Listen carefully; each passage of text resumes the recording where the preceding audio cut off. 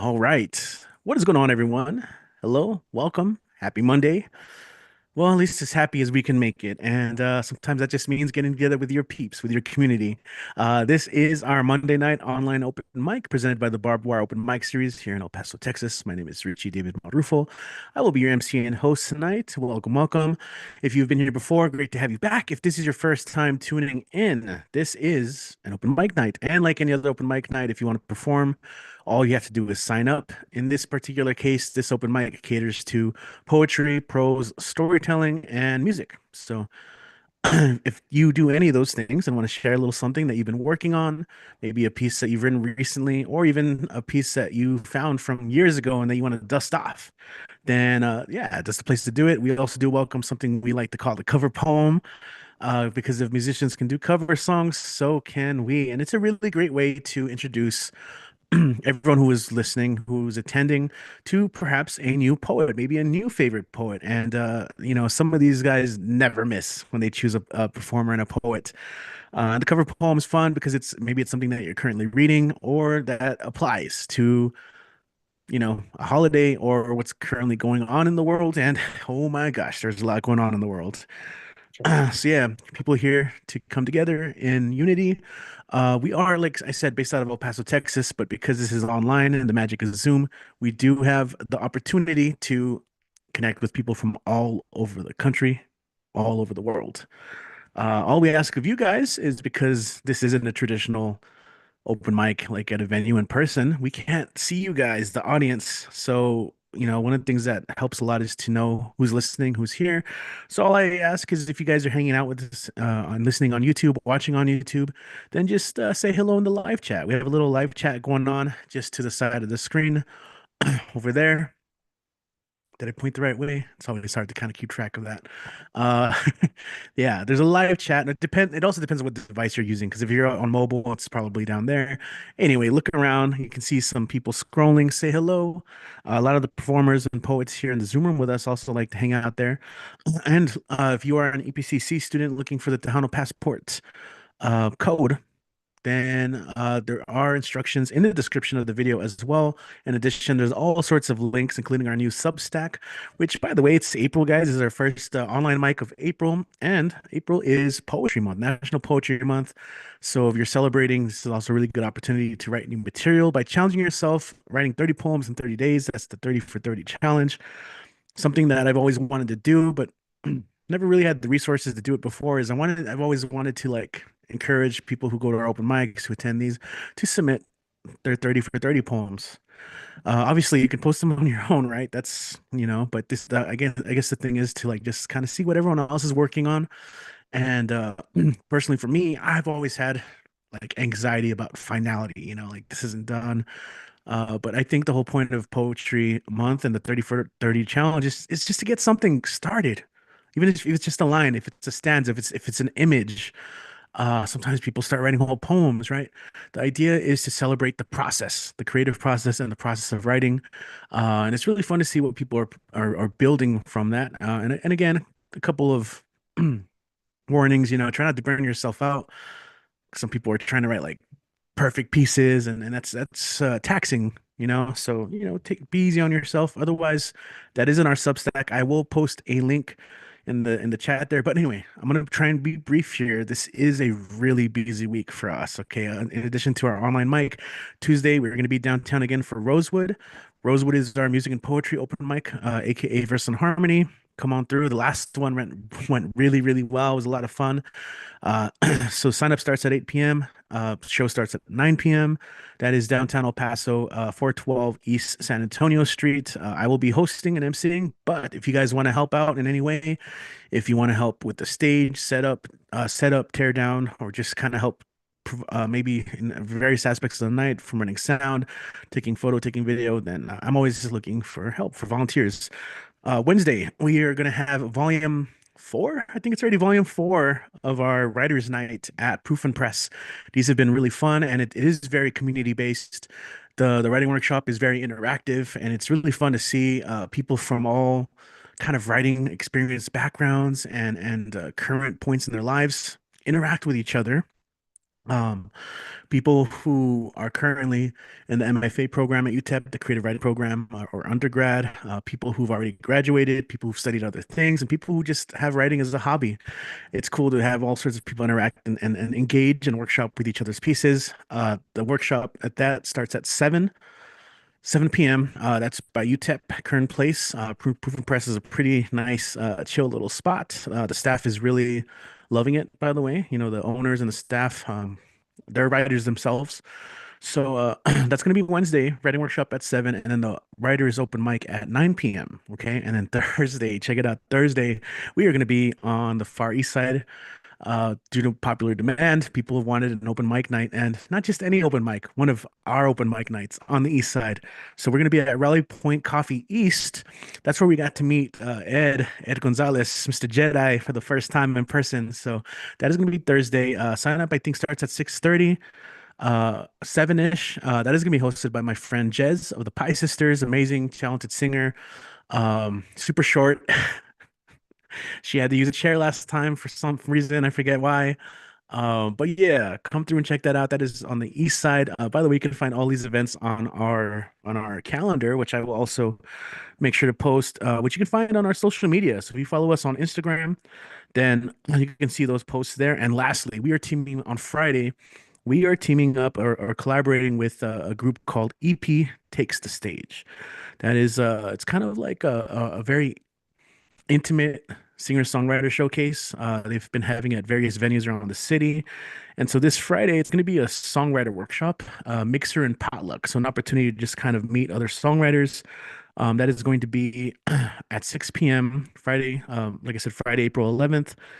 And bring an instrument, a pen, paper, and a dish. A little, something to bring along for the potluck. And we'll do some writing, hang out a little bit. That's going to be led again by Jez. She helps run, takes the stage, and that's going to be in South Central at a gallery called Desert Mystic Studio. That's run by my buddy Gabriel Marquez.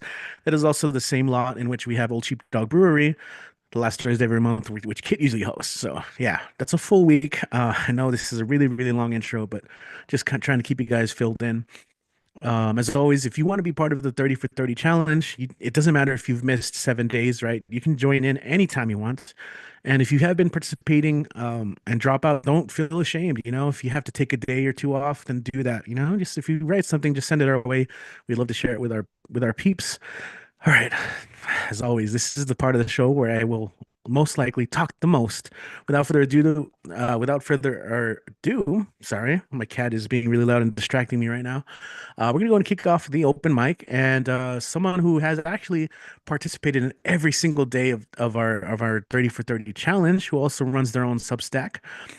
We have David Latif to kick off tonight's show. So, David, when you're ready to go and take it away, peace. Awesome. Thank you so much. I'm going to be reading some of the poetry that I wrote this month, as well as some poetry from my book, The Chair, A Cluttered Pile of Neuroqueer Poetry. I'm going to start with one from the book just because it this is a poem in response to a poet who influenced me a lot. Her name is Hannah Weiner. She had schizophrenia, and she wrote about trying to explain her schizophrenia. And she wrote several poems in what are called interco flags. Those little nautical flags that you see on like ships and stuff. They send messages, and so she wrote poems in those flags. And I wrote this poem in response. I see you waving flags. I see you on your solemn sinking ship waving frantic flags alone, just like me, shattered, tossed around by this storm. So I'll wave my flags with you, waving about how broken these ships are, so that of all the things we are in these frail, dying vessels, we won't have to be alone. Um, and then I'm going to read a poem that I wrote out of Signal Flags. It's called I Am Disabled, Communicate with Me. I require assistance. I require immediate assistance. I am in distress and require immediate assistance. Do you require assistance? I am proceeding to your assistance. I am unable to give assistance. I am proceeding to your assistance. I do not see any light. I do not intend to abandon my vessel. You should not abandon your vessel. I am in distress and require immediate assistance. I am proceeding to your assistance. Um, and I want to read another one that's just felt really poignant because, like, holy shit, like, we're going through it. So, this is called Emergency Chocolate. I kept a chocolate bar that was labeled Emergency Chocolate in the butter cubby of my mostly empty fridge. I didn't think I would need it. I had a bad day that I've had before when the pile of things I didn't do on all the other bad days crashed down onto me, and I swear that it'll never happen again, just like it did last week. I'll buy another chocolate bar. Um, then I'm gonna read another one that I wrote this week. I'm actually gonna read two, because I think this one kind of, um, thank you, Robin. The this poem I wrote on day four when I already felt like I was scraping the bottom of the barrel. I have begun my research into the microscopic organisms that live and grow at the bottoms of barrels. Of course, they differ depending on what was around them, the make of the barrel and its contents. I remember a science teacher who told us about his friends in the trucking industry who transported hazmat one way and milk the other in the same containers. I'm sure there's some fascinating scrapings to be found at the bottom of those tanker trailers. I can only hope the samples I can find are at least statistically significant, if there's anything there at all. And this last one is some new shit, and it's new shit because I wrote it as we were getting ready for today's open mic night. It's called Crying in Costco. I don't think we're gonna positive thoughts our way out of this one. My psychiatrist, bless his soul, thinks that maybe changing doses could help.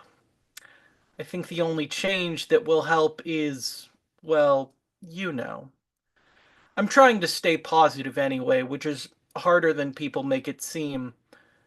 I cried in Costco this morning, weeping over the last affordable slice of pizza I'll ever have. At least Jim Senegal will stand by me in murderous rage. Thank you so much. Thank you, Richie, for hosting these. Thank you. You can find my book at on Amazon, The Chair, A Cluttered Pile of Neuroqueer Poetry, or if you want, you can Venmo me like $15 or so, and I will send it a copy to you. I did that for Vale Larkin. They were like, "Hey, can I get a copy?" And I don't want to pay Amazon. I was like, "Sweet, I have because I also have an Etsy shop. I know how to mail shit. It's nice." Um, you can find my Substack at Poetic Universal Friend. You can find me on Blue Sky at poetfriend.bluesky.social. Um, you can find hope in a lot of places. Fewer than I would like right now, but you can. All right, thank you. Oh, damn. Thank you, David. That was another instance where the sign off also became like a bonus poem I felt there. You can find hope anywhere, almost anywhere. And we're looking for it, you know? And so again, yo, we got Wall Poet in the house. What's up, Wall? Good to see you. Good to see you. Yeah, so check out our 30 for 30 challenge on our Substack. Again, if you haven't been submitting, you can join in anytime you'd like. The other cool news is that we did finally get a new episode of Fresh Cuts out on our YouTube video. So if you're subscribed, you probably saw it this morning. But we have a new video featuring Marilu Vasquez. I will post a link on YouTube so you guys can check it out. But Marilu is also here in the room and we'll be reading later. So stick around for that. But right now, we're going to go ahead and go a little bit north of here and tune in with our friend Michael Sindler, who helped us with our mic check earlier. I asked if there was a mic in the house and he raised his hand. But also, he finally has an event to promote, and that's super exciting. Fincabulary presents, and Mike's gonna talk about freedom, but I'll let you talk more about it, Mike. When you're ready, go ahead and take it away. Yeah. Hi, Richie. Thanks. Actually, I'll be featuring at Spoken Word Online tomorrow, noon our time, 2 p.m. on the East Coast. I'll be doing a set, and then yeah, the 17th, I'll be doing a workshop with Fincabulary on freedom, and then at the end of the month, I'll be uh, doing Fincabulary again, doing their story time. And I'm not going to tell you what I'm going to be reading. It's hush hush, yes. What I will tell you about, though, is lighthousewriters.org. Uh, check it out. One of the reasons you should really check it out right now is because Lit Fest is coming up in June, and all the classes are filling up already for that. So if you want to get in there and make sure you get classes, there is often money available, riderships available for people who can't afford to do some of this stuff. So that's also something you want to take advantage of early before all the cash reserves dwindle away into the universe. Um, it is National Poetry Month, and so do some stuff on poetry. This is an old sonnet called The Commission. I was told that I should write a sonnet that would be of comfort and uplift souls. I replied that I'd soon get right on it, but in the meantime, there was Dr. Scholl's. If the afflicted feet weren't iambic, those foam inserts would do just the trick. But if required to be pedantic, a verse would be forthcoming in a tick. However, if ticks would be a problem, another type of bug would do instead. Fleas could be made to swallow a poem, the kind of rhyme that makes you scratch your head. I don't know why the request was withdrawn. A sense of humor is sine qua non. Moving on from that, it's a haiku sonnet called Bridge. And a haiku sonnet, by the way, is like string of three haikus with a couplet at the end for all you form freaks. It's called Bridge. Reach across cultures to combine and synthesize hybrid creation, still lips trembling, dance of ink across paper, song breaks through silence, fertilization, field of blooming flowers vibrate in air, seeds shared among friends, no continental divide, all tend this garden. Bridge between the sonnet and the haiku connects east to west, connects me to you.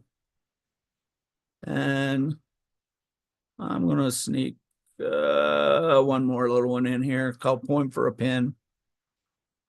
The movement of the pen gives a different spin to the story that I write than when I sit and type. The process, more direct, thoughts arrange, gel, and collect, less editing, more flow, less control of where it goes. Without the freehand start directly from the heart, I might never begin. So I'm thankful for my pen.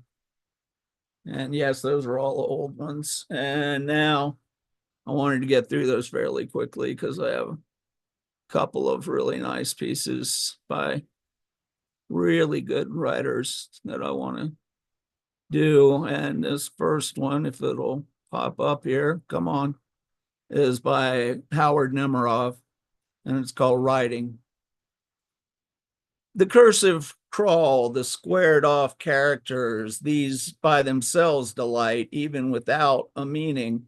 In a foreign language, in Chinese, for instance, or when skaters curve all day across the lake, scoring their white records in ice, being intelligible, these winding ways with their audacities and delicate hesitations, They become miraculous so intimately. Out there at the pen's point or brush's tip, do world and spirit wed.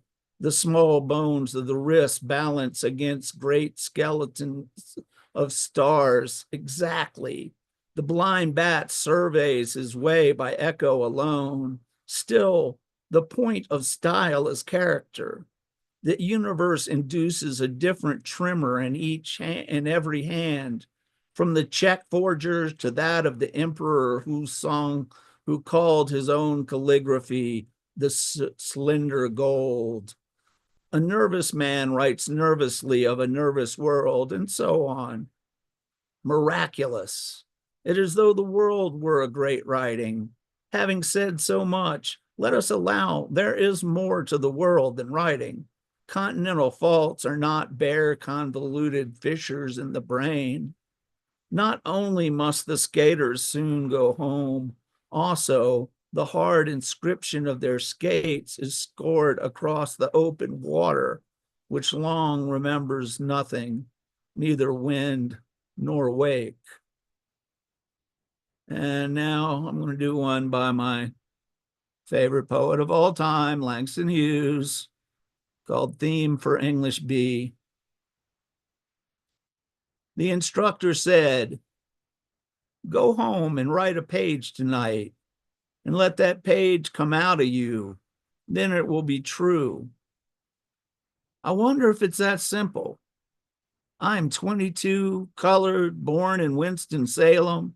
I went to school there, then Durham, then here to this college on the hill above Harlem. I'm the only colored student in my class. The steps from the hill lead down into Harlem through a park. Then I cross St. Nicholas, 8th Avenue, 7th, and I come to the Y, the Harlem branch Y, where I take the elevator up to my room, sit down, and write this page. It's not easy to know what is true for you or me at 22, my age, but I guess I'm what I feel and see and hear. Harlem, I hear you, hear me, we two, you, me, talk on this page. I hear New York too. Me, who? Well, I like to eat, sleep, drink, and be in love. I like to work, read, learn, and understand life. I like a pipe for a Christmas present or records, Bessie, Bop, or Bach. I guess being colored doesn't make me not like the same things other folk like who are other races. So will my page be colored that I write? Being me, it will not be white, but it will be a part of you, instructor. You are white, yet a part of me as I am a part of you. That's American. Sometimes perhaps you don't want to be a part of me, nor do I often want to be a part of you, but we are. That's true. As I learn from you, I guess you learn from me, although you're older and white and somewhat more free. This is my page for English B. Doesn't get much better than that, folks. Thank you very much. All right, thank you, Michael Sindler, everyone. And we will I'll share that Eventbrite link that was shared earlier, so people can check that out. Any other links you have, post them in the chat, and I'll also forward them. Once again, if you guys are just tuning in, this is our Monday night online open mic. We do this every single Monday on YouTube. So thanks for joining us. Again, if this is your first time, welcome. And if you're returning, welcome back. Like I said, the best way to show some love is just by kind of being active in the chat and leaving comments like Sandy, follow Sandy's lead, and just throw some comments in there. We also got Ed in here. Yeah, let us know you're here. That way I'll give you shout outs, but we're gonna go and keep this thing going. We're gonna come back to El Paso for our next performer. I already kind of shouted him out for debuting at Live BWOMS. The last month we had our event at Rally Point Coffee East. He's a emissary for the El Paso Riders Workshop down at the 787 or wherever you have them. I don't know if that's the only place, but without further ado, let's go and welcome Ed Gonzalez to the mic. Ed, hey, good to see you. Welcome back. Okay, hello everybody. Thank you, Richie. Thank you for the lead in. Um, if I had any sort of facial color, I'm sure I would be blushing right now, but I'm not sure if that's capable. Just wanted to say happy Monday, y'all. Been a crazy week as for other reasons for me. Um, just crazy. I've been a Dodger fan since I was a little kid. I used to ditch school and they used to let us in the sixth inning to go watch the Dodgers. Now I'm disowning them. I've already thrown my hat in the trash. I'm the sadness because they decided to go visit that Cheeto MFer. So I'm really set aside. And my second piece is about the other reason why I'm tripping. But this was actually a tumble words, a Sandy's tumble words. Thank you, Sandy. It was wonderful. Um, and this one is entitled Ant. During my indestructible phase, we visited many mountains and beaches. We could do anything, and did. But one stands out. Sequoia National Park in California. It was California was it. But now well aged like a fine tequila, and with my brain still convinced it's 25, it's funny the things we choose to remember. I recall a night where it was my turn to stand watch while my comrades were blind drunk passed out. But it was my turn to stand watch, so I did. Still working on my bottle of Jack I traded some bikers for a case of beer. I noticed a solitary ant doing laps on a boulder. The light was funny coming off the campfire.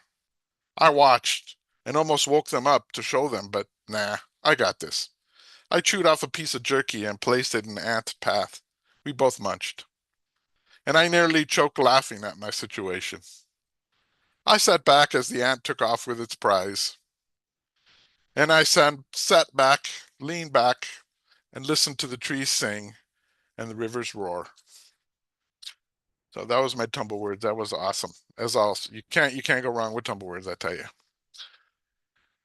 Um, this one has to do a lot with what's going on here personally with my daughter's dog passing away a couple of days ago. It's funny how that rocks your world. And I'm going to quote Professor Neil Peart. We are only immortal for a limited time. And that was, like I said, Professor Neil Peart. And this one entitled Impermanence. Prompted by the passing of our German Shepherd Chiba, brings many thoughts forward. I remained ever stalwart, with a staunch demeanor and resolve. I waited for pause from heaven to pick her up. I was at the time watching my two grandsons, and after receiving the go-ahead from the chief to let the boys know, and it was all for naught. They were not even phased. It's a funny the turmoil we create for ourselves. I stood out in the rain with a guy from Paws, holding an umbrella for him as he prepared her body. He was very compassionate and very thoughtful and handled her remains with care. I shed not a tear as I could hear my mother's words say, "You were raised the Texas way. We don't cry." I didn't. The whole day after, I was packing up her bed and her kibble and scooping it into large glad bags to distribute to my neighbors. And tears began to stream from my eyes. No other response, just shedding of tears. An amazing reaction. I didn't even shed a tear for my father when he passed, and I was there. But Chiba and my black lab Louie, I cried like a baby. Sorry, Mom. So those were, I guess, my two new pieces, and I got two covers. And since I disposed of that other hat that I'm not even going to mention, I'm going to prop up the Ravenclaw, and I'll start off with my new hero, Mega Sood. And I'm pretty sure I've read this one before, but it just happens. I got to read it again. Resistance. I I don't wait for you to corroborate my truth, evidence, to prove the finality of my desires. I don't wait for your soft touches to smooth my scars, tourniquet to stop this bleeding. I don't want I don't want you to comfort me in the middle of the night, only to unravel my pain in the morning. As my body goes from a shade darker than yesterday, I don't need the assurance of the revolution around the corner. My birth, my own revolution. I create my own marches. The truth of my soul owes to nobody but me. Conversation with my higher self. A divine ablution. When I resist, I create. And mega sued. So, okay. And this one here from my latest new book, Cheryl Luna. This one, I read through it and amazing. The vocation just was singing to me. The vocation, lit with strange carpentry magic. They build timeshares in her head, carve the names deep in the wood, erect beams of metal to hold up the invincible defense of a bad history. They mourn what's subjective. They are shutters closed. Sometimes I imagine such men in flip-flops and fat towels draped over the confident shoulders. I imagine they all live in Texas and find South Padre too hot. And I imagine them blaming diversity for everything. Here, in the middle of grief, we pout to the rhythm of their sentences.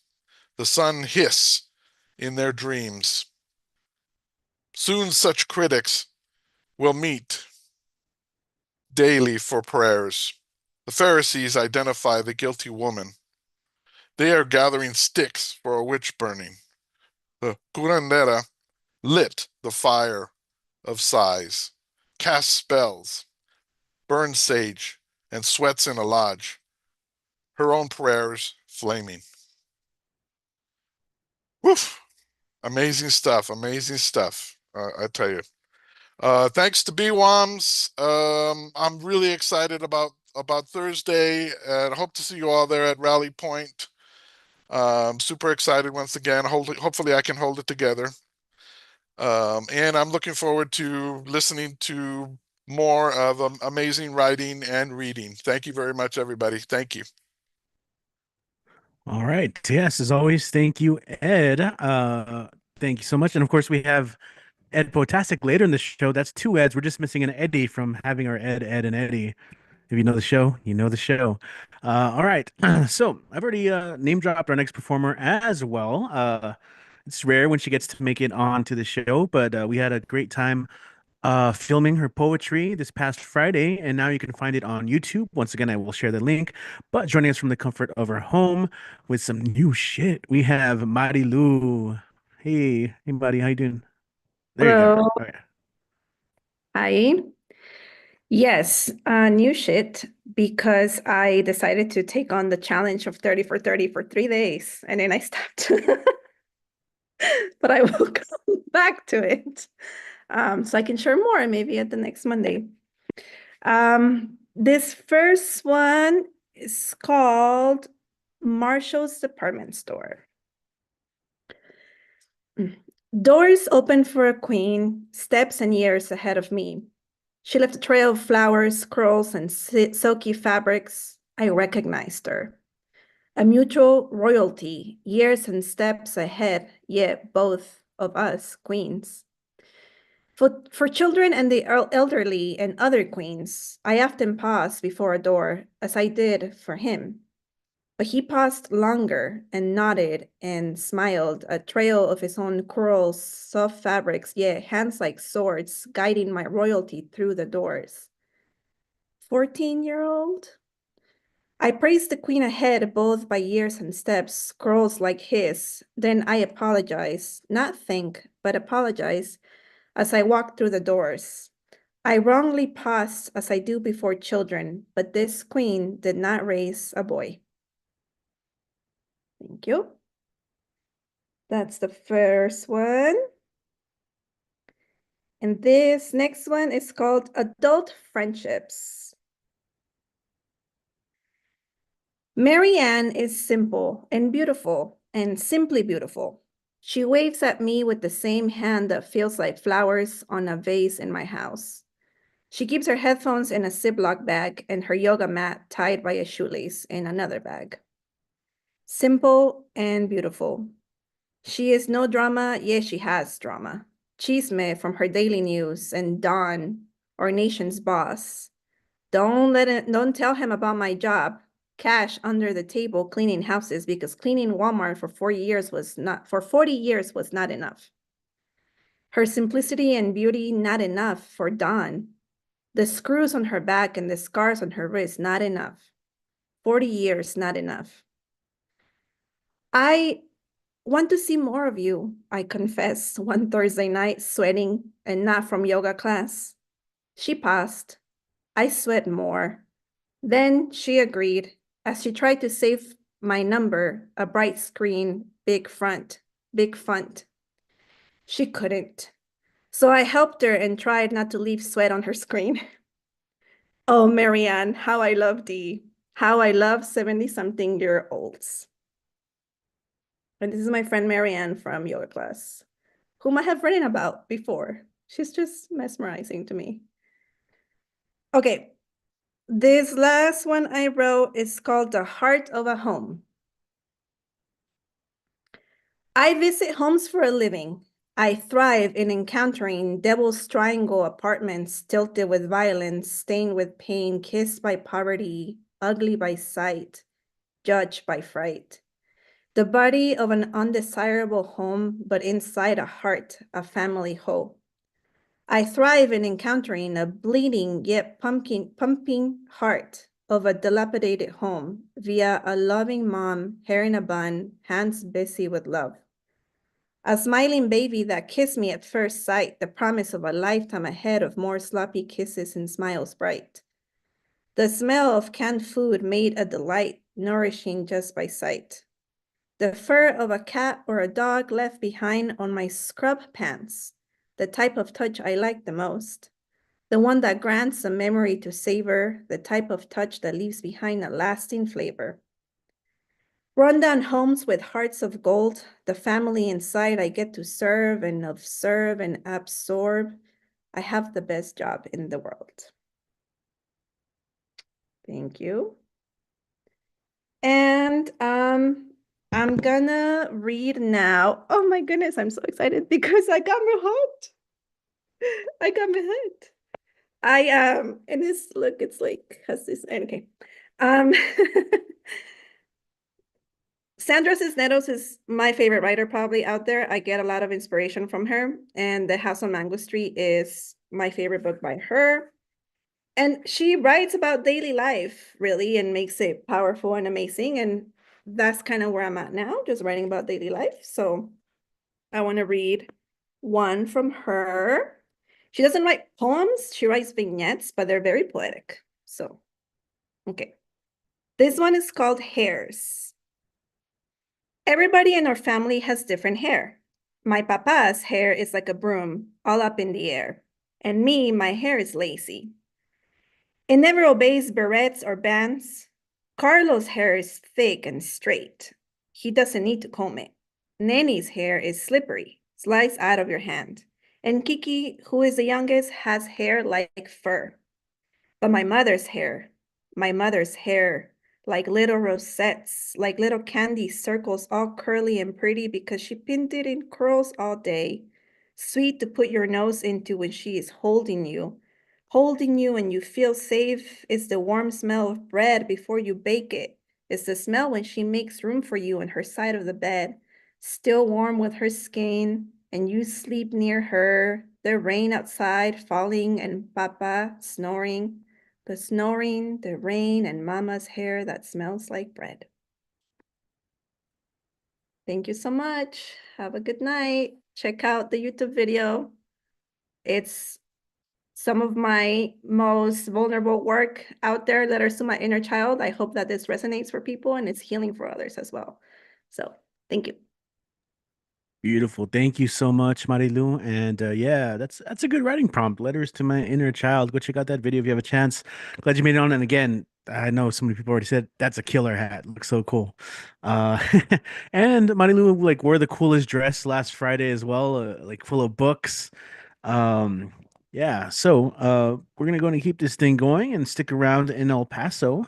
Our next performer is, to me, one of the originators of the BWOMS drip, usually wearing some of the coolest hats and outfits. And so, yeah, I got to give credit where credit's due. Oh, no, also a poet and performer we all look up to. So it's nice to get to hear your work with. And I know you were sick last week, so we missed you.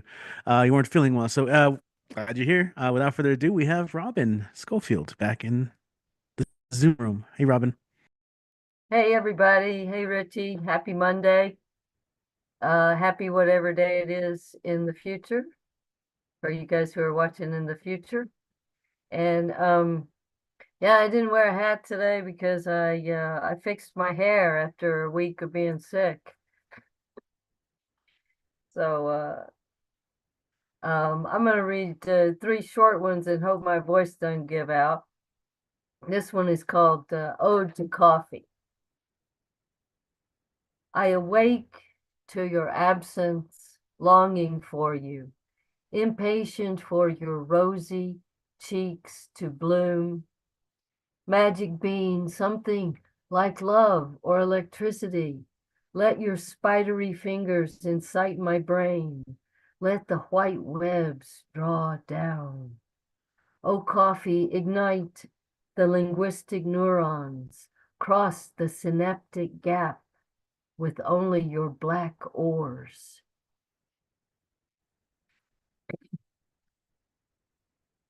All right, and then this one is it's after Eduardo C. Corral, who wrote oh, I forgot the title of his, but it was something like this title that I wrote. Lines written after I catch the COVID variant going around London. All waves retreat toward joy. Joy is an onyx stone whirled inside a volcano. We have yet to measure traces of joy like a photon. Joy departs as noisily as a coyote in heat. It's illegal to puff on joy out in the open. In my skull, joy opens the crown chakra. Flightless owls burrow into joy, building nests. I throw a pinch of rock salt over joy. In some languages, joy is a verb. Bull's horns bruise the blue sky of joy. Like the moon, joy will keep her distance from you. Joy poses for her portrait, still as a mirror. In the dark, joy climbs a tree and waits by the watering hole. Above the floor of joy, my arteries inch toward the dirt. Okay, that was a sonnet, and this is also a sonnet. It's called Future Tense. Songbird of spring, symphony in his syrinx, trilling for a mate, feathered allegro, uncomposing whole notes to seek out cloaca, notations to a clutch. Mud puddle of music, blue sky full of tunes, crisscross fleshy flutes, courting his counters to court the countless leaves in the tree. Okay. So now I'm going to read, because of it being National Poetry Month. Wow, every month is something, right? I'm going to read a favorite poem of mine, and it was written in the 60s, I'm pretty sure, and if not 50s, where's the date on it? Oh no, copyright 1985, but no, yeah, I think it was written earlier than that.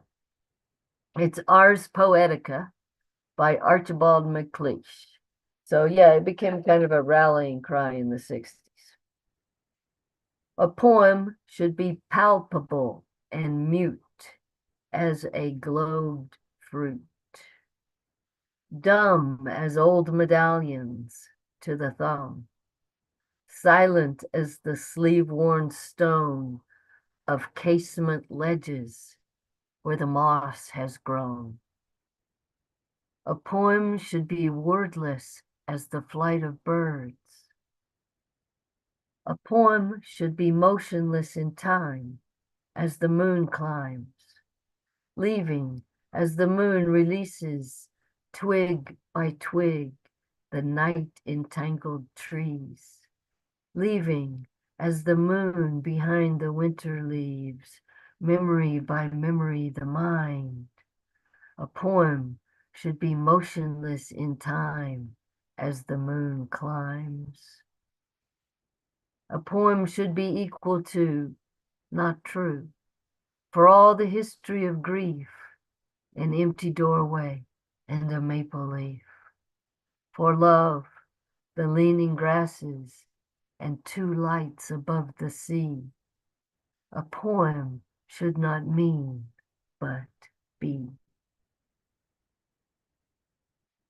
That was Archibald MacLeish with his Ars Poetica, meaning the art of poetry. And in Tumble Words, we continue tumbling on every Saturday, 1 p.m. Mountain Time. And next week, I believe it is Kit Wren doing one of his favorite subjects. And I'll just leave it at that.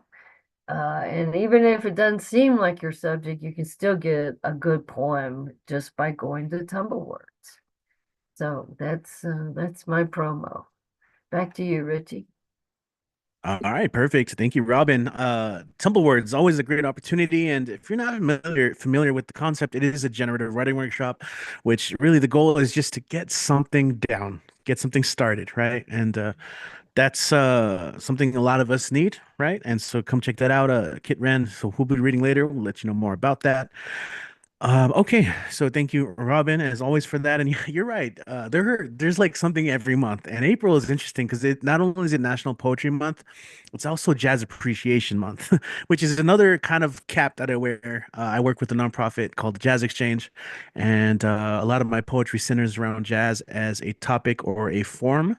And I'll be performing jazz and poetry next Thursday downtown El Paso at International. So make plans to be there. That's going to be at 9 p.m. I'm going to be performing with Billy Towns, legendary keyboardist and piano player in El Paso, along with the Cubano David Rodriguez on bass, who's doing really great things as well, and my buddy Eddie Provencio, who leads a lot of jazz shows around town. Joining me on stage as poets will be Kiwi, who some of you guys have seen perform live and has been here a couple times, and Inanna, who also goes and read from time to time. Just a little shameless plug. Also, April is Community College Month, which is where I've been working since 2011. So somehow April is the month in which it's like all of my identity. What's up with that? Okay, so anyway, let's go and keep this thing going. We are going to go ahead and leave El Paso for a little bit and go a little bit north of here, a little bit northeast, in fact, and tune in with our friend Doc Janning out of South Euclid, Ohio. Doc, good to see you. When you're ready, go ahead and take it away. As I always say, better seen than viewed. This first poem is Amamancy of Light. On a tapestry of midnight Mazarin, a sky painted with crystal fields of stars and Selene in silver glory. A garden full of shimmering light mid unyielding caverns of night, all reflecting and refracting across ancient baldaquin of dark, all illuminating their sister Gaia, and of Gaia in their amamancy of light, you.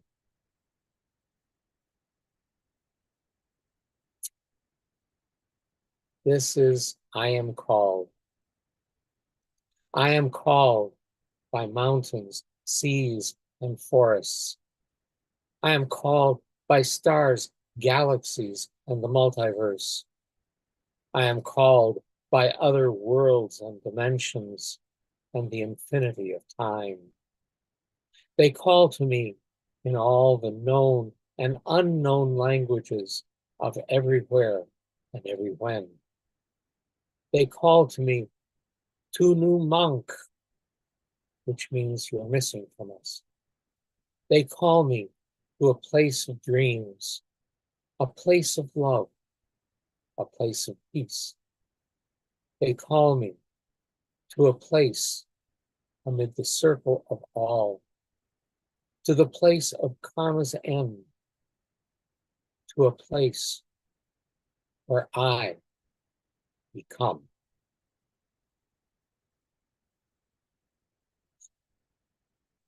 This is an Ars Poetica. It is titled Geometry of Words. The gentle geometry of words caresses our ears with the kafune of poetry. It fills our minds with the Tao of sound and wonder. It evokes pictures, scenes, and emotions, offers glimpses of the worlds within words, and guides us on pathways undreamed to futures, futures filled with all the mysteries of time and the sacred knowledge of being.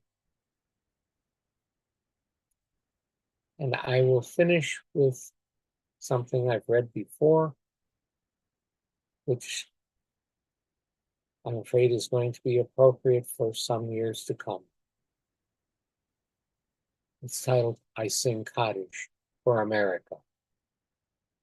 I sing Kaddish for America, not just for we who are Jews, but for those of all faiths and belief systems who have dared dream the dream in this troubled land, a dream of love and inclusion for all, of fact over opinion and alt-fact, of science over denials, of equality, not privilege, of love and compassion over fear, of no more bias, bigotry, and misogyny, of calm discussion over empty rhetoric, a dream of liberty and justice for all, of representatives who actually represent the people who elect them, of no more gerrymandering, of no more bureaucrats unqualified for their positions,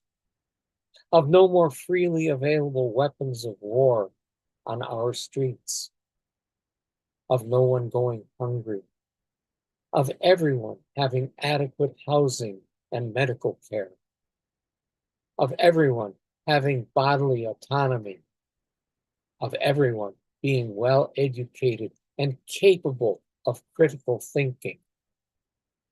I sing Kaddish for America, land of lost dreams, our 50 stars gone dim, our sweet land of liberty gone sour.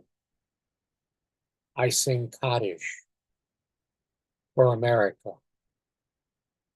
Thank you. Thank you, Doc. Any promos for anything coming up? Anything you'd like to share? Or where can people find you online? Well, people find me online on Facebook. That's the only place I'm really online. And tomorrow I will be reading my last poem as the Poet Laureate of Cuyahoga County, because it passes to someone new.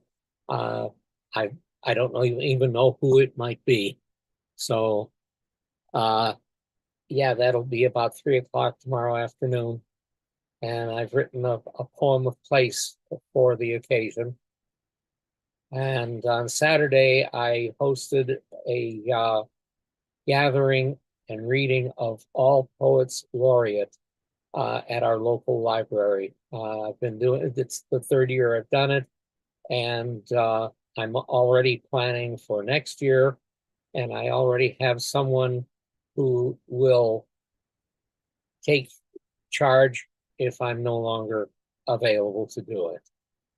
So I'm planning for it to continue for a long time to come. And that's it. Thank All you. right. Thank you, Tuck. That's it. Oh man, that's a lot. No, legacy, leaving around behind some legacy. Thank you, Doc. Appreciate it as always for sharing your pieces. Oh, We one are. other Oh, thing. what's up? Yeah, what's up? I just this afternoon spoke with a next door neighbor, and I'm writing a couple of poems for their wedding, Well, that's which will be fun. next month. Uh, yeah, and also I'm working on a poem for Arbor Day, which is later this month. All right. Thank you for all the updates. Now you guys know, okay? Yeah, that's kind of fun. I've written some stuff for a friend's wedding before. It's super fun. But thank you, Doc. Appreciate you as always for coming through. And we're gonna go ahead and travel back to El Paso for our next performer, who you can often find here on Mondays. If not, you can also subscribe to their Substack to see what they have going on. And let's go ahead and welcome back to the show, Lee Martinez Soto. Hey, Lee. Hi. So I have it should be just three poems, I believe. Yeah, three poems. I'm gonna start with an old one. Not even old, it's from March. Let me just move it over here. So I wrote this for March. In Mexico, the 8 de Marzo, March the 8th, is very big in regards to women's liberation movement.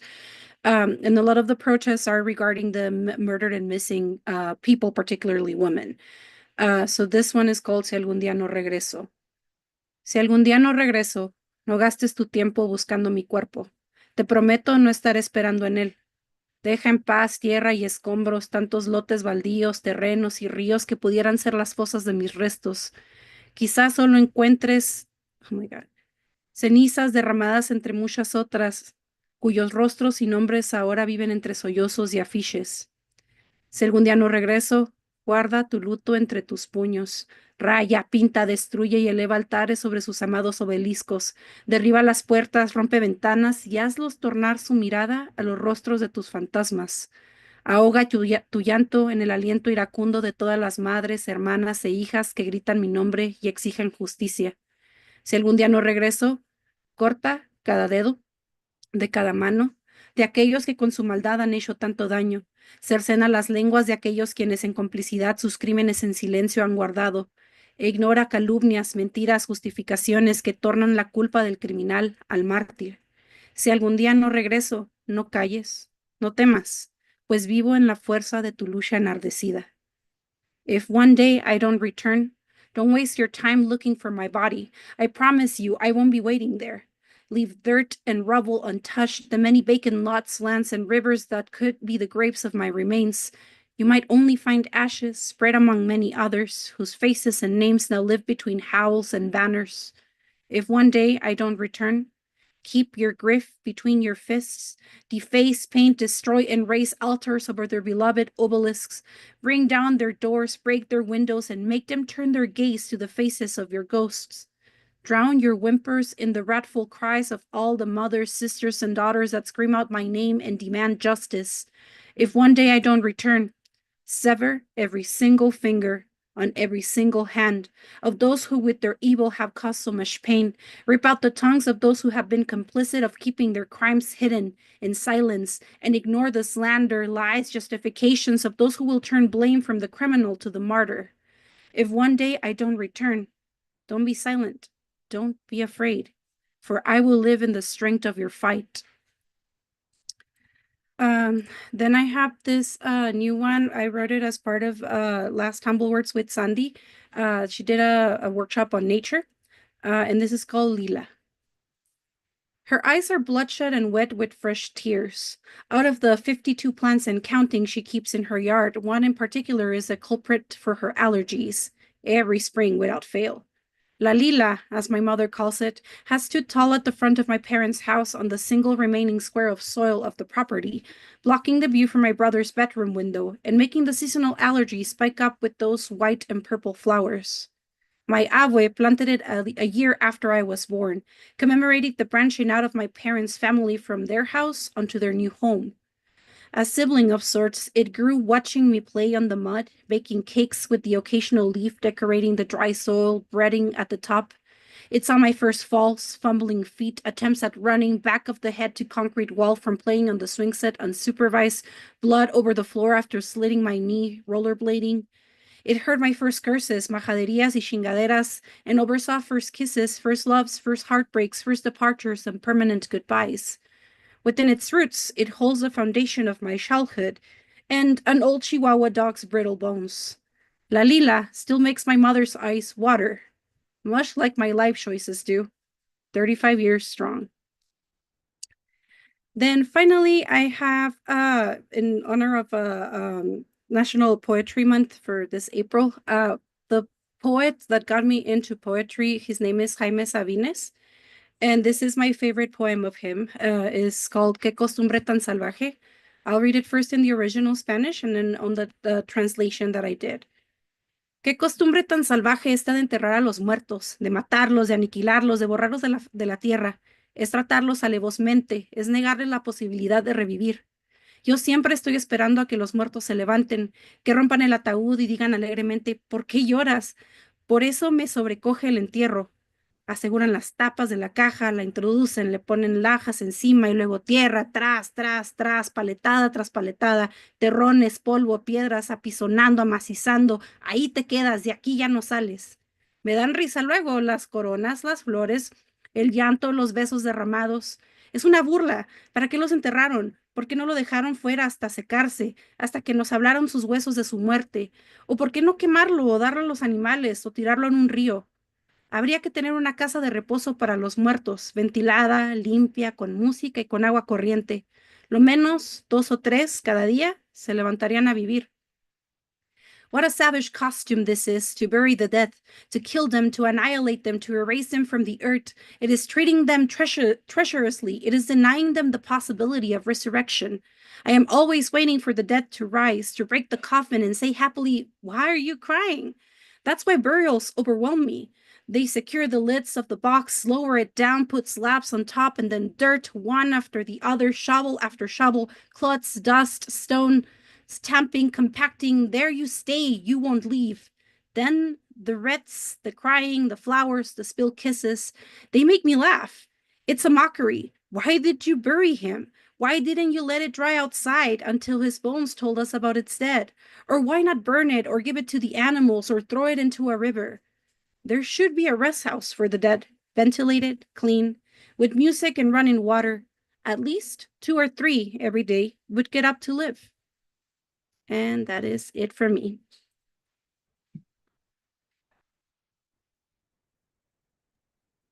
All right. Thank you, Lee. And do you want to promote anything right now as well? Yeah, you can find me on Substack. It's my name, Lee Martinez Soto, all together, no spaces, .substack.com. Or you can also find me on Instagram at cadáveres_literarios. Awesome. Thank you so much. Love the hair as always, very colorful. And shout out to Andres in the YouTube chat. As always, thanks for tuning in and all the support. You know what I'm saying? MBD. Um, okay, we're gonna stick around in El Paso for and actually, wow, this is a back-to-back that we used to get all the time, the birthday twins. It's not quite October yet, but it's always fun to have the back-to-back again, like the good old days. But next up we have Mr. Monday Night. It is the one, the only Kit Ran. Kit, when you're ready, go ahead and take it away. What's up, Richie? What's up, everybody? Yes, the old birthday twin synergy is back. I'm appreciative of that. Houston lost. It's Ted Cruz's fault. A couple of pretty rough two of mine, and then two covers, because that's what I feel like doing today. When the fencing that scars the river and cleaves El Paso from its sister city went up in 2005, crime went up in this city. You won't see that in a commercial. No one has developed a theory to account for this. I think it's obvious. Without a J-Town to go to on Friday nights, the affluent white teenagers of El Paso were reduced to fighting their stepdad on the lawn. Mexico is where we export our problems, our youthful indiscretions, our self-image. All the racist-ass classmates who loved making La Migra jokes to their classmates suddenly saw the repression in having to carry your passport around everywhere. Oh, you're saying they assumed at the border you were going to cause trouble just because of your skin color? Tell me more, Kyle. Here on the border, where slogans become true, I can still see the sabers marked through the razor wire, which must be protecting me from dangerously low prices. Los Equis stands tall enough to wave at me, so I wave back. And I squint and guess that I am also waving at the mural of Benito Juarez in the house of Juan Gabriel. Warrensas still go to the Walmart against the wishes of Patrick Crocius, and Red Hats sit in the waiting room of Chihuahua dentists typing "my gums are fucked up" into Google Translate. The wall, if ever actually built, amounts to $1 trillion conspiracy against the guy who sells wire roadrunners in Big Bend. Nobody actually wants the reality of a closed border. Nobody thinks about it in terms of them not getting to do whatever they want all the time. And maybe they will. After all, Mexico is where we export all of our problems, all of our addictions.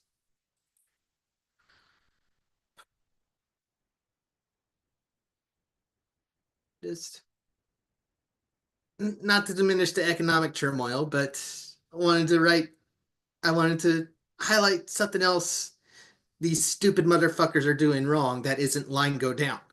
You know what I mean? I don't mean to diminish anything, but real quick, if you voted for Donald Trump, eat my shit in hair. Okay. Here's a nice one. I wish we hadn't made such a point of correcting the historical record and lionizing the writers who were secrets and who died young and undiscovered. It has made today's writers secretive and death-driven, filled with questions like, how can I be Franz Kafka if people like me now? How can I be important if people find me charming? If I don't die young, will I ever be famous? Nobody is writing for the ages, it turns out. Literary reputation, like most of the rest of history, is accident and calamity, a kitchen fire that smells delicious. All the days that I sat, dreaming with satisfaction of a professor securing himself to the tenure track with a study of my notebooks, the fact that those notebooks were blank did not pierce the logic of the dream, did not spur me, as it should have, to desperate, alarmed action. Yeah, and two covers because I want to. I don't need to justify myself to you. This is not the kind of relationship we have. But I'm reading a book that reminded me of this poem. I'll talk about it in the after party. But first cover is "Waiting for the Barbarians" by C.P. Cavafy. What are we waiting for, assembled in the forum? The barbarians are due here today. Why isn't anything going on in the Senate? Why are the senators sitting there without legislating? Because the barbarians are coming today. What's the point of senators making law now? Once the barbarians are here, they'll do the legislating. Why did our emperor get up so early? And why is he sitting enthroned at the city's main gate in state, wearing the crown? Because the barbarians are coming today, and the emperor's waiting to receive their leader. He's even got a scroll to give him, loaded with titles, with imposing names. Why have our two consuls and praetors come out today wearing their scarlet togas? Why have they put on bracelets with so many amethysts, rings sparkling with magnificent emeralds? Why are they carrying elegant canes beautifully worked in silver and gold? Because the barbarians are coming today, and things like that dazzle the barbarians. Why don't our distinguished orators turn up as usual to make their speeches, say what they have to say? Because the barbarians are coming today, and they're bored by rhetoric and public speaking. Why this sudden bewilderment, this confusion? How serious people's faces have become. Why are the streets and squares emptying so rapidly? Everyone going home, lost in thought. Because night has fallen and the barbarians haven't come. And some of our men just in from the border say there are no barbarians any longer. Now what's going to happen to us without barbarians? Those people were a kind of solution.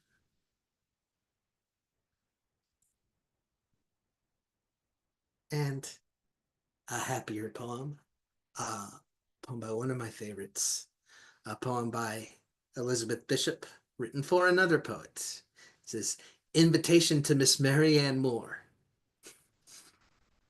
From Brooklyn over to Brooklyn Bridge on this fine morning, please come flying. In a cloud of fiery pale chemicals, please come flying to the rapid rolling of thousands of small blue drums descending out of the mackerel sky over the glittering grandstand of harbor water. Please come flying. Whistles, pennants, and smoke are blowing. The ships are signaling cordially with multitudes of flags rising and falling like birds all over the harbor. Enter two rivers, gracefully bearing countless little pellucid jellies in cut glass epergnes, dragging with silver chains. The flight is safe. The weather is all arranged. The waves are running in verses this fine morning. Please come flying. Come with the pointed toe of each black shoe trailing a sapphire highlight with a black cape full of butterfly wings and bon mots, with heaven knows how many angels all riding on the broad black brim of your hat. Please come flying. Bearing a musical, inaudible abacus, a slight censorious frown, and blue ribbons, please come flying. Facts and skyscrapers glint in the tide. Manhattan is all awash with morals this fine morning, so please come flying. Mounting the sky with natural heroism, above the accidents, above the malignant movies, the taxicabs, and injustices at large, while horns are resounding in your beautiful ears that simultaneously listen to a soft, uninvented music fit for the musk deer. Please come flying. For whom the grim museums will behave like courteous male bowerbirds, for whom the agreeable lions lie in wait on the steps of the public library, eager to rise and follow through the doors up into the reading rooms. Please come flying. We can sit down and weep. We can go shopping or play at a game of constantly being wrong with a priceless set of vocabularies, or we can bravely deplore, but please, please come flying. With dynasties of negative constructions darkening and dying all around you, with grammar that suddenly turns and shines like flocks of sandpipers flying. Please come flying. Come like a light in the white mackerel sky. Come like a daytime comet with a long, unnebulous train of words from Brooklyn over the Brooklyn Bridge on this fine morning. Please, come flying.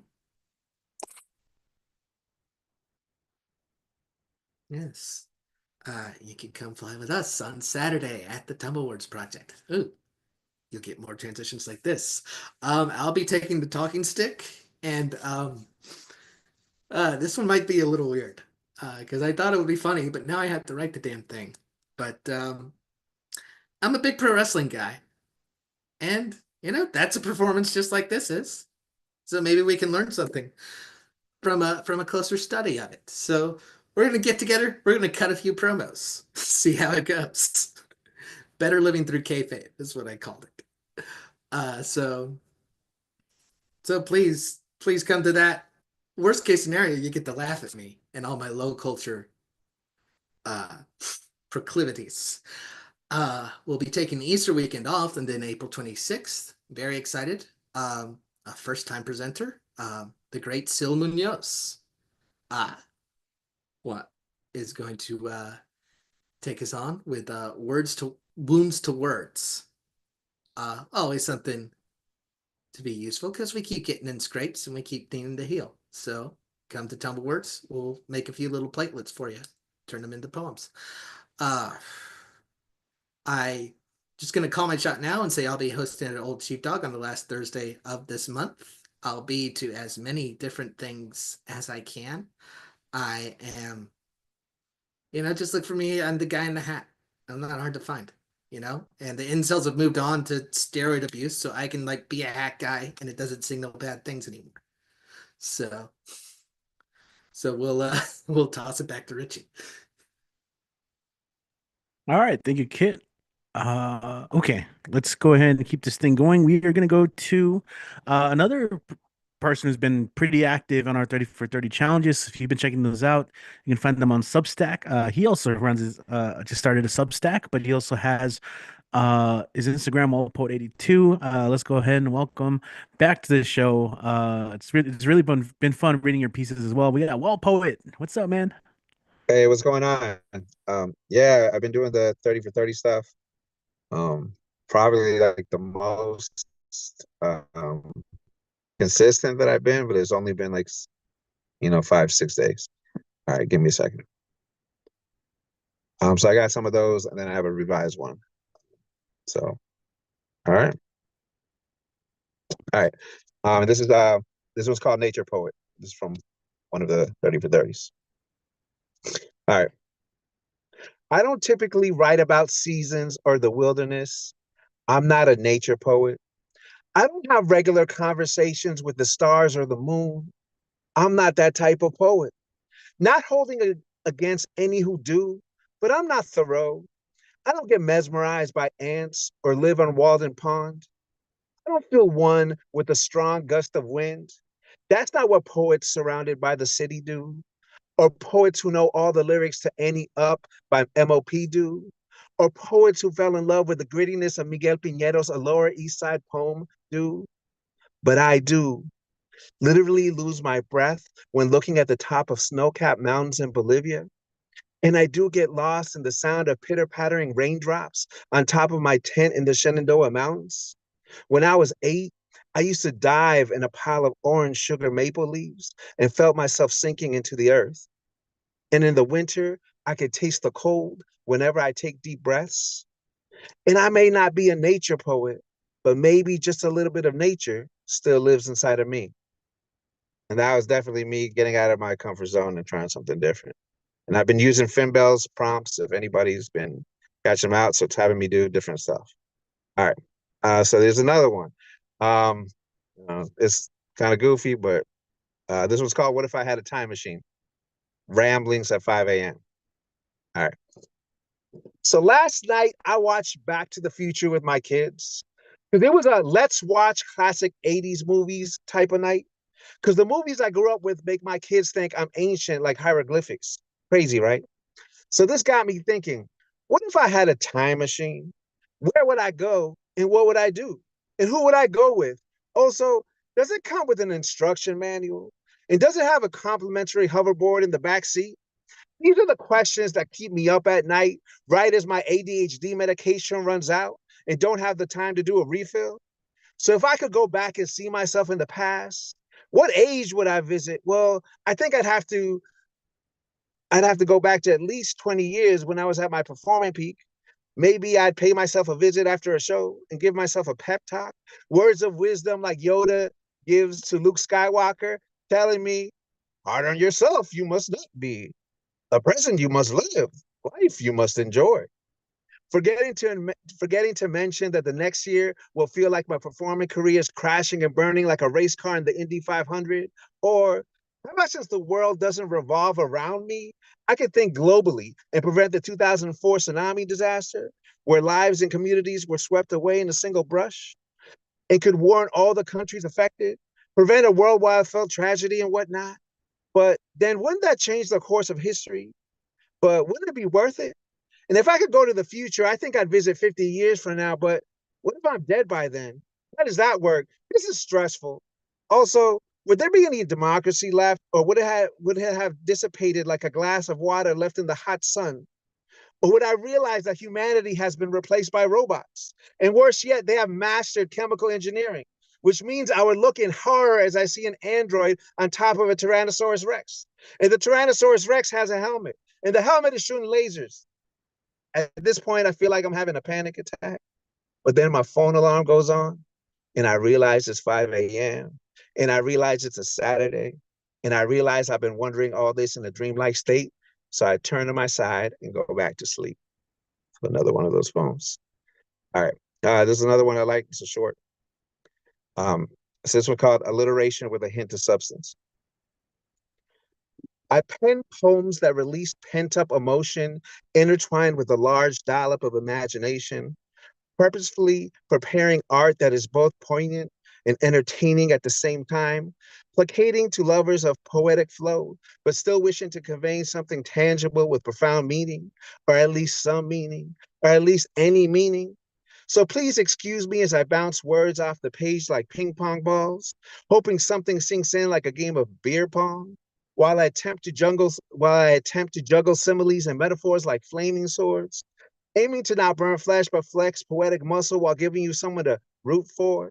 And like you, everything I have worthwhile I've had to work for. So allow me to prepare you a poetic meal of alliteration with a hint of substance and wash it down with some assonance and the feeling you just heard some dope fucking shit. All right. And then this one is just a revision of the one I did 2 weeks ago. And I like it now. So not that I didn't like it before, but I like it better now. I still got, hey, y'all heard it. All right. Sometimes I wonder if I'm past my prime, or if it's time for me to just gracefully bow out of this poetry journey while I sit on the beach somewhere drinking a pina colada out of a brightly colored straw. See, I've been doing this long enough that I can prepare poems that paint pictures, placating to those who prefer the imagery filled with beauty and serenity, all while effortlessly sprinkling alliteration generously like it's a spice on top of a poetic bowl of sopa de mondongo. And I've been doing this long enough that my words are able to empower and uplift a reader or listener when they're through their darkest hours. But don't get it twisted, because I still got what it takes. I can still get down, lock and load, and poetically squabble up at a moment's notice. Meaning I'm still razor sharp with this pen and have no problem treating this poetry thing like a blood sport. So Everett, just call me Maximus. And my Coliseum is any physical or virtual stage. Actually, just call me Wall Poet, which sounds kind of like my favorite superhero, Batman.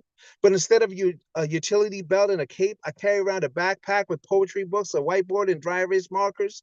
But hold on, because often it might seem like the older I get, the more I can't hang like I used to. And just because I'm getting older doesn't mean I can't see past formulaic styles and vocabulary that regurgitates poets we've all heard before. And I've been known to set ablaze a stage or two, gripping a microphone like David holds a slingshot and ready to spit poems like my life depended on it.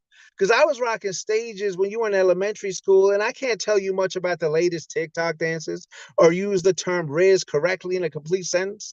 But I can go toe to toe against poets who eclipse the sun with just their words, because I still got this hunger to prove myself like when I was 21. But now the metaphors and similes I carry in the bag across my shoulder weighs at least 2 tons. And the life experience that allows me to survive the most adverse situations is priceless. But I can't deny that at times it feels like I'm on a stationary bike, pedaling so fast but not getting anywhere. But maybe I do want to stay in this poetry game just a little bit longer, because each day I slowly begin to realize that my biggest opposition may actually just be me, being so stuck in my head that it affects what I can achieve. So I need to use this poem as my mantra and reminder that I still can do this, and I'm still capable of permanently knocking imposter syndrome off my shoulder, reminding myself that oh, my phone is messing up. This happened again. All right, give me a sec. That sucks. All right. Reminding myself that I'm still capable of overcoming even the most insurmountable challenge that lies ahead. And sometimes I do wonder if I'm past my prime, but now I get over it by repeating the following words to myself. I still got it. Poem. Thank you very much for letting me share. WellPoet82 on IG if you don't already follow me. Love it, man. Thank you so much. It's a bummer about the phone, but we still got the message. Appreciate it. Appreciate it. And yeah, we have someone new to this space, at least, gonna play some music, and we have gym leader Ellie joining us from Phoenix, Arizona. All right. So when you're ready, go ahead and take it away. Hello, hello. Hello, can you hear me okay? Seems fine, yeah. You got the guitar? I got the Yes. original sound on. Perfect. All right, cool. Hi, I'm gym leader Ellie. I'm originally from Cleveland, Ohio. Actually, I've been to open mic nights with Doc. Hi, Doc. And but now I'm out here in Phoenix. And all right, Richie, I'm gonna put this up to you. I got 2 songs on lock right now. Do you want one about demanding dignity as a transgender person? Or do you want one about how I got attacked by a security guard and police brutality? Let's do the first one. First one? Yeah. All right, cool. All right. Then the song is off of the album I put out back in September, and it is called Anymore. Here we go.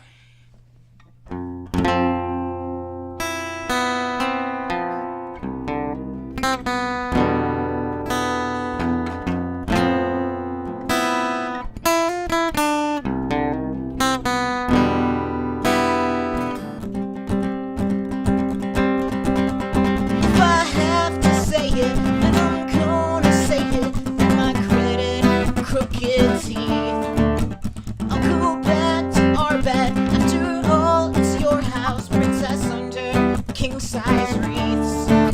Something's poking the side of my throat full of pride. I am choking on this steam.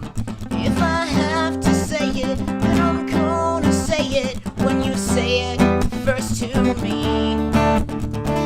I love you. I love you.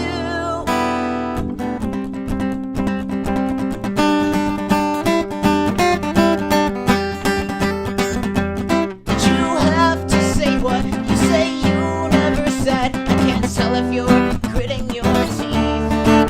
You said I would fail at what I tried the most at, but at only mustard seeds. Yes, you really said that. No, I won't forget that. I am rolling up my sleeves, scrubbing out the doubt that I let you build up there, and I've started wondering whether I should love you, whether I should love you, whether I should love you, whether I should love you. I would have to set some boundaries with you before I could truly say I love you. I would have to see that you respect me. Call me names you haven't said yet to me. Learn again and what to question. Figure out why I've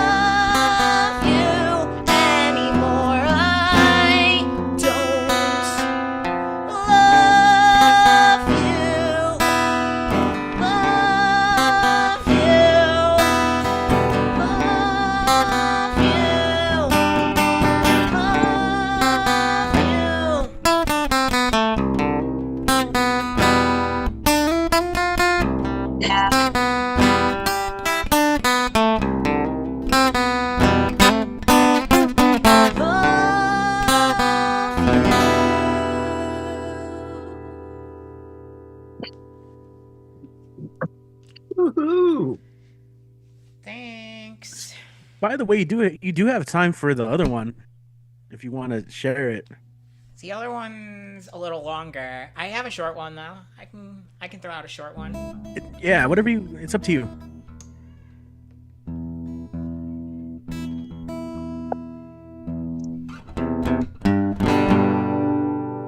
Okay. All right. This song is also off the album we put out in September, and it is a desperate love song. It's called "Present is Past."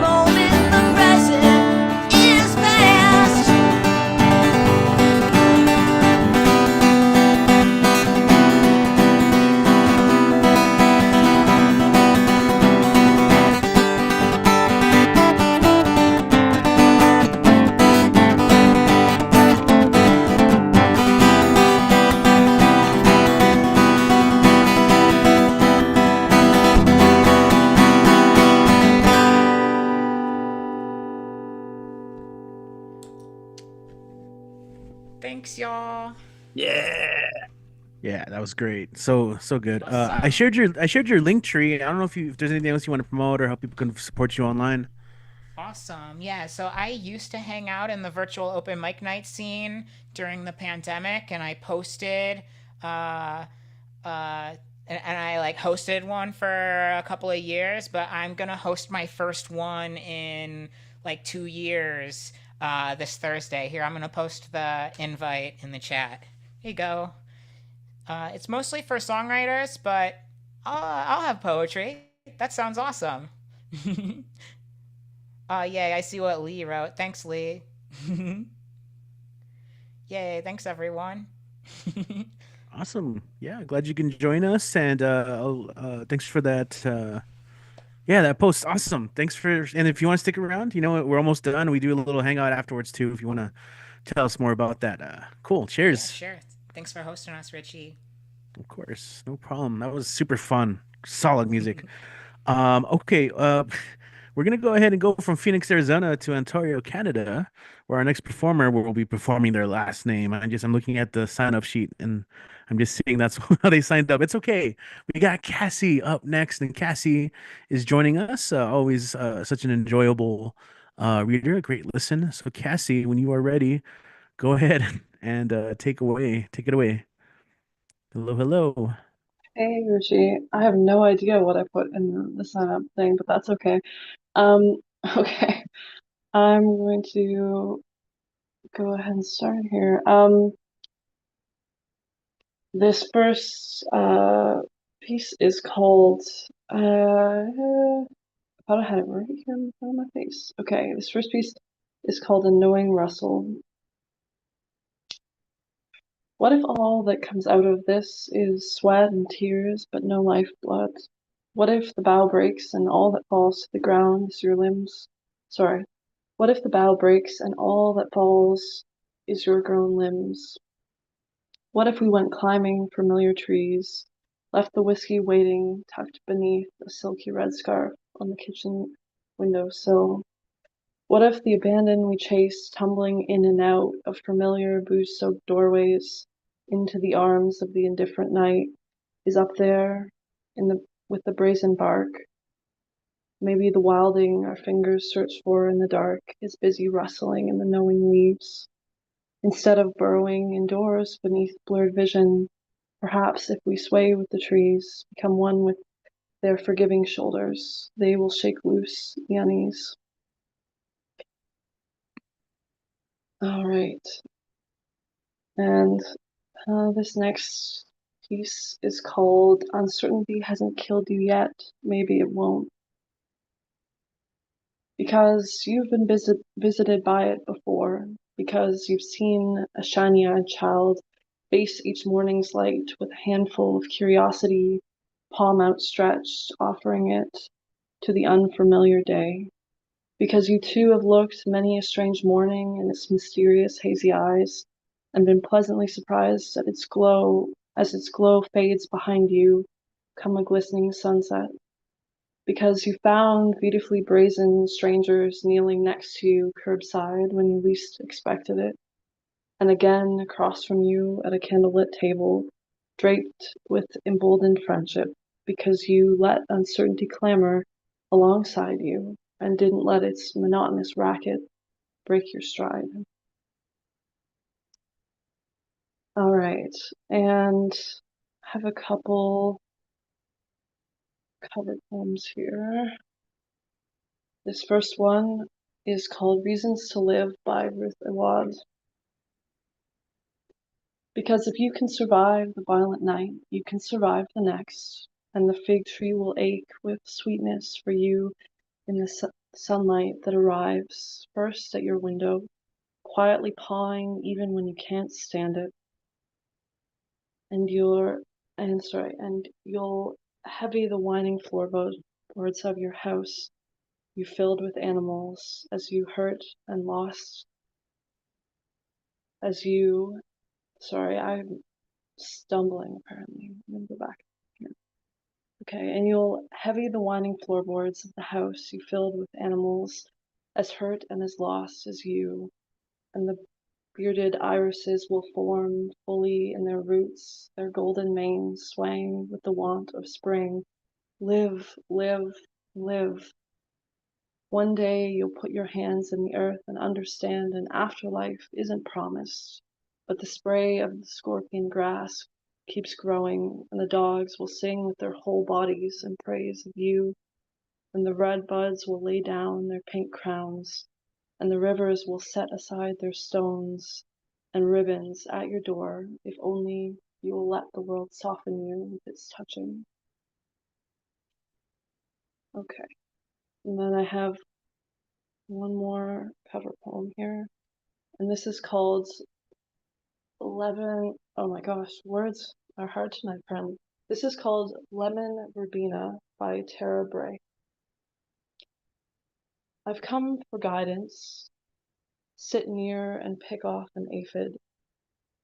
Listen as I've been told to do by those who believe plants speak.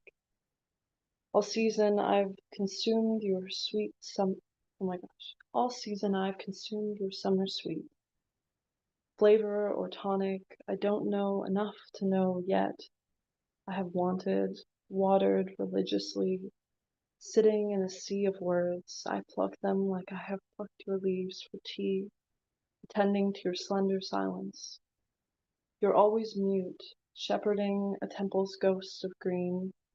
This last surge of heat is fierce. When it lets go, you'll go, and I'll take another loss, take stock in all that I have invited in. Your chlorophyll and nervine qualities, your comingling with the sun's abilities, the oils for pleasure, strength, your lack of weariness. I want to call you sister. Yes, there's something young and lemony on my tongue, at last tipped in word, an us, inherited and shared. All right. Well, thank you for bearing with me. Stumbled over some lines tonight. You are at all curious to occasionally see some of my work. I do infrequently share my writing on my Instagram at Relentless Intrigue on Instagram. And I also have a Substack that may get posted on eventually. I'm not sure. I haven't quite utilized it yet, but it's Relentless Intrigue on Substack as well. Okay, thank you, Richie. Thank you, everyone. All right. Thank you, Cassie. All right. We are going to keep this night going, everyone, and come back to the States and Washington, D.C., in fact, where we have someone who writes, Yeah, you know me. Are you down with Eddie P? That's right. We got Ed Potastic up next on the mic. All right, Eddie, when you're ready, go and take it away. Thank you, my brother. No other words like thunder. And happy Poetry Month. Hope you all are riding high and true. You're rock stars. Take it from Smash Mouth. Keep on writing the words inside of you to help others to make a vivid breakthrough. Woohoo! All right, my name is Ed Potastic. I'm feeling fantastic. Please anytime you can join my rhyme fossil sublime. I got one short piece and three pieces I created from 30 to 30 Poetry Challenge. I love Poetry Month. Am I right? But anyway, the first one is called Drought. My mind is empty, no signs of creative life. My pen expresses no empathy. The writer's blocks, we fight. Can someone give me fire to fuel my pink machine? It's not dire, but it's a bit quieter. I need to blow off some steam. Why isn't it a challenge to write? Burning away our pen to paper, keep us frantic at midnight, labeling yourself a foolish traitor. Be like water, flow as you do, whatever your heart lie. This isn't a pending doom. You're more than just a woman or guy. That's no lie. Thank you. And I got one other. Let me see. It's called Standing on One Leg.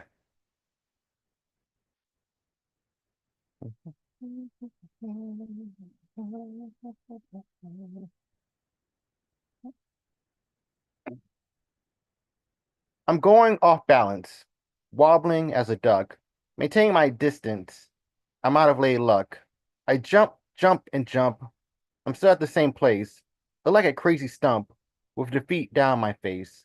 The echoes of why in my mind, the cruel acts of unforeseen fate. Life loves to kick us in the behind, blinded by sadness and hate. Someone has been there before. You're just too blind to see it. Did it ignite your bloody core? Good. Then please don't quit. I'm crazy, loco, and silly. Are you just a woman or guy? Don't feel guilty, but simply your body hasn't run dry. Keep on wobbling or hopping. You can really inspire us all. I know depression is barking, but please spring but never fall. Life is a zigzag roller coaster ride without passes, tickets, or money. It's your weird, outrageous guide. It's true. I'm not trying to be funny. A tiny acorn can be a huge tree. Why can't, no, why won't you? Be a sign of courage and glee. Please make a breakthrough. Thank you. And I got this is called Booked. I feel clothes like a red rose, riddled with bookmarks, scribbled in my pale heart, stuck in a bookshelf, contemplating with myself, bound in a vast library, noting what I feel and see. I'm not like the others. Let's learn with one another. I'm a book just like you. Who's that? You're old or new. You're written with memories out of each doodle of reality. You look pale, like you're under a spell, like a dog finally catching its tail. Yes, you are a walking, talking book. You say or do whatever to get us hooked. Your cover is art from the past, but I hope your good times were a blast.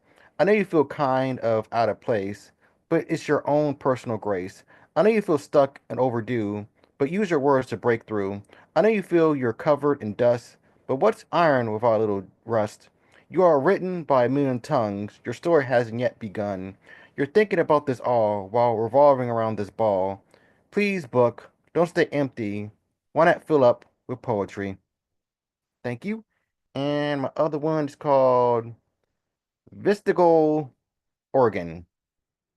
You are unneeded, but you're still greeted. Everything has a purpose. Just ask your inner circus. Bump, bump, bump, grump, grump, grump. The cheering from my heart. Oh, stomach, I'm a moving work of art. The pink gears turning into place. I can see the impact on your face. We're all unique living machines. I didn't say hollow. I'm not mean.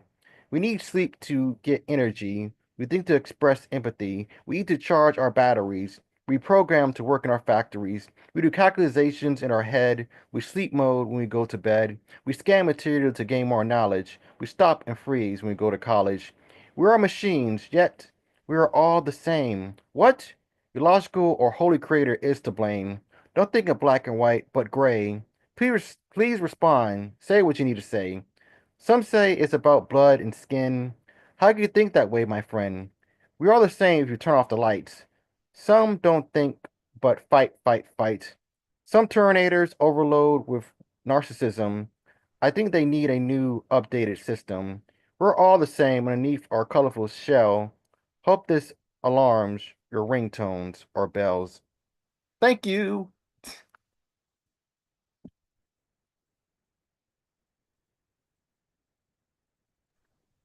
All right. All right, Ed. Eddie, appreciate that, man. Thank you, thank you. Hey, so you know the drill, man. Where can find people follow you? Well, you can follow me while supporting this wonderful open mic that makes our money light such a delight in the wonderful, fantastic spotlight. All right. If you want to follow me, please feel free. My Facebook is Eddie Foreman and my IG is EddieForeman92. And remember, if the mic is right, I'll be there to show fantastic insight. If you send me a quest, if you take a guess, the answer is yes.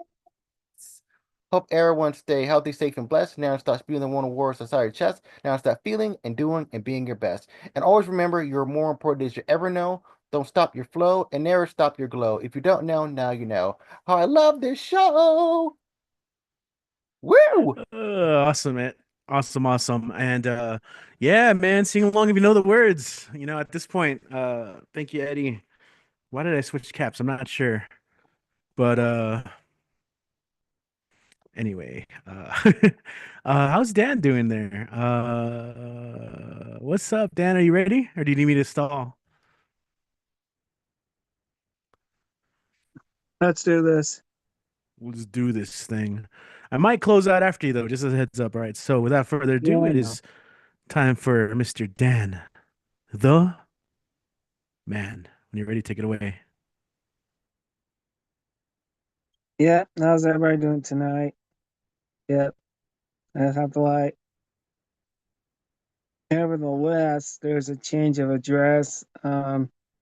We still have the freedom of the press, even though it's a Gettysburg address. There's a gas station called called Hess. You can see it in Florida, not in California. But even though my sister lives there, don't get the address. Well, it's kind of like kind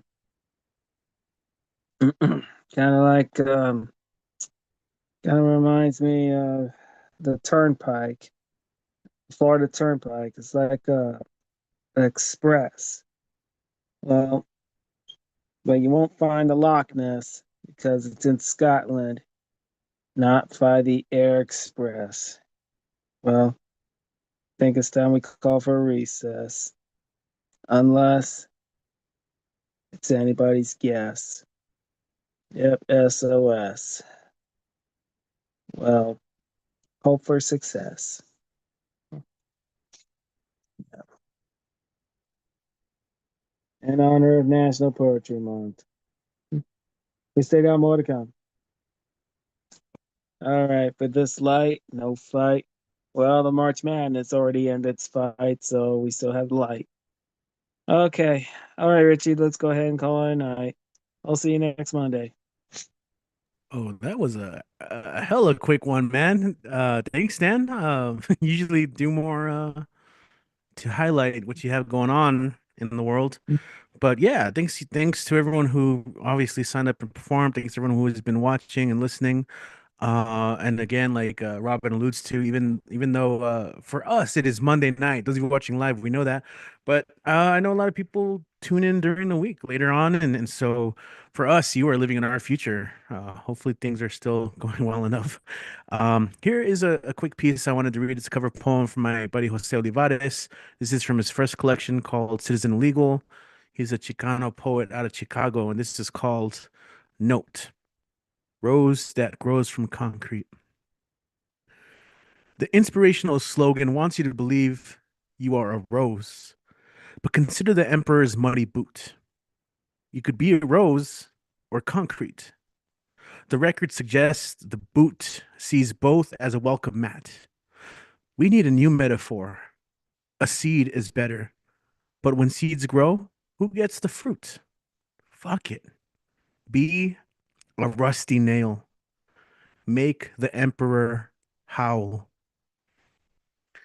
Yeah, particular timing in that one. And if you don't mind, I'm gonna just try and read a couple of my National Poetry Month ones because I hadn't been writing, and so again, National Poetry Month 30 for 30. I'm really challenging myself to write something every day.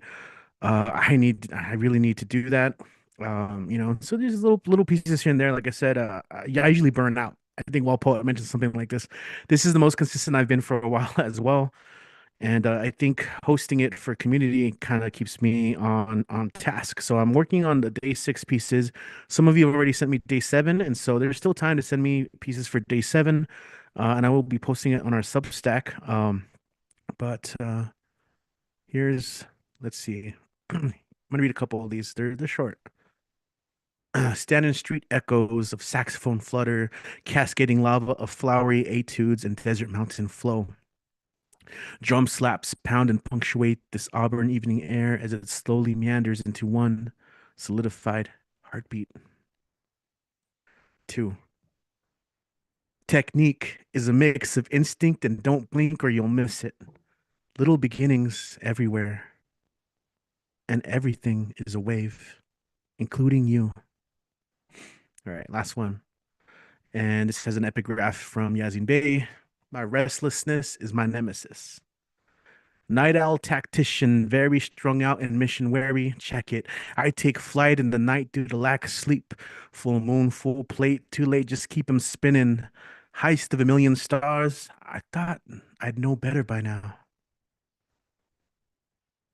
And that's it for now. I'll probably share some more next week. Again, thanks to everyone who is participating in National Poetry Month. Share them with us, and we will see you next Monday. But of course, as I mentioned at the beginning of the show, if you guys are interested in catching us live in person, we do have a bunch of events this week. Tuesday night, we'll be downtown at Rosewood Bar. It's music and poetry night, Verse and Harmony. Wednesday is Writers Night at Proof and Press. That is a writing workshop and the Writers Open Mic. Thursday is our Far East Side open mic at Rally Point Coffee East. Grab some coffee, grab a brew.